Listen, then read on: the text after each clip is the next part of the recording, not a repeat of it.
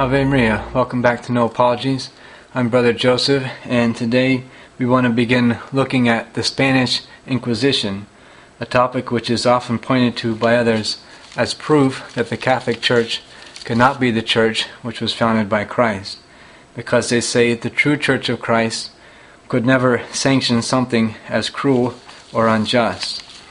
We say, first of all, that claim is illogical in itself, because even if there were cruelties and injustice, it proves nothing about the foundation of the Catholic Church itself, but only speaks of particular individuals within the Church who didn't live up to her ideals.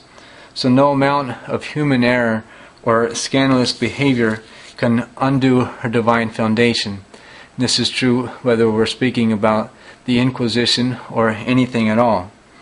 But having said that, we also say that claim is false because it's founded on a false conception of the Inquisition, a false conception which comes from pulling it out of its historical context and by attributing to it grossly exaggerated numbers and ideas. Today we're going to look at the historical context. So the purpose of the Inquisition was to ensure and protect the common good of the people and of the state by uprooting or preventing the spread of heresy, which would be false teaching, or in a general sense, false religion. A heresy which would threaten the common good by the loss of spiritual life and would destroy the public peace by conflicts and loss of physical life.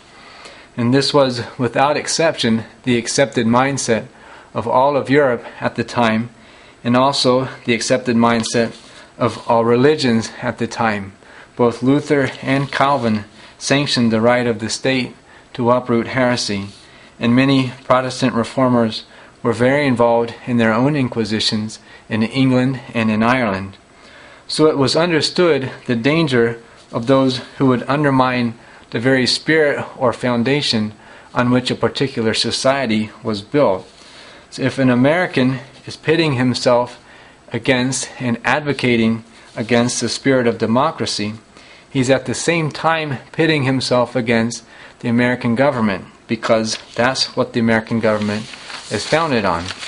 So in Spain, we're speaking about a Catholic monarchy that was the legitimate established government of the state. So a threat which undermined the faith on which that very government was founded was also a threat against the government itself, which is why heresy was treated as treason. So to root out heresy was to establish a certain stability. But even more, at that particular time in Spain, to root out heresy was to preserve the very existence of that state.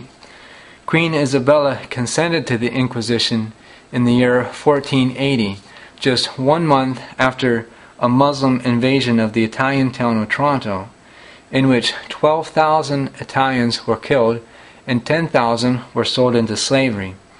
And this was also just 20 years after the Muslims had taken custody of the greatest Christian city, Constantinople. So it's under the shadow of this very real and active threat that the Inquisition was begun, which sought to identify those same people who were living in southern Spain and who were pretending to be converted to Catholicism in order to subvert the established state. So it would be like today a communist living in America with a mask on in order to secretly infiltrate and destroy the established democracy. That is treason, and it's punishable by death even today in this country, just as it was across the board in the times of Queen Isabella. So the Inquisition, when it's put in its historical and cultural context, can be seen as something completely justifiable in and of itself. The point being that the principles and the motives on which it's founded are solid, and just the fact of its existence can't be seen as a proof that the Catholic Church is not the church founded by Christ. Thanks for joining me here on No Apologies. Ave Maria.